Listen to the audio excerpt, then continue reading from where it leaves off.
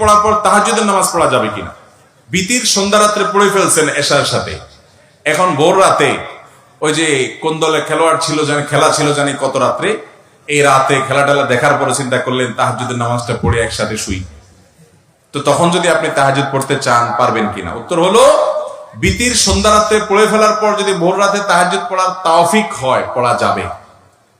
তৌফিক বা সুযোগ হলে তাহাজ্জুদ পড়া, তবে সাধারণ অবস্থাতে বিতির হবে রাতের শেষ নামাজ। নবীজি সাল্লাল্লাহু আলাইহি ওয়াসাল্লাম বলেছেন ইজআলু আখিরা সালাতিকুম বিল-লাইলি বিতরা, তোমাদের রাতের শেষ নামাজ হবে বিতির দিয়ে ফিনিশিং হবে। এইজন্য তাহাজ্জুদ যদি কেউ ভোর রাতে পড়বে ইচ্ছা থাকে এবং উঠবে সে ব্যবস্থাও থাকে, তাহলে সে অপেক্ষা করবে ভোর রাতে তাহাজ্জুদ শেষ, তারপর বিতির পড়ে ফিনিশিং দিয়ে দিবে। কথা কি বুঝাতে পারছি? আল্লাহ তাআলা আমাদেরকে বুঝা এবং আমল করার তৌফিক দান। এরপরে প্রশ্ন হলো বিতির নামাজ না পড়লে গুনাহ হবে কিনা।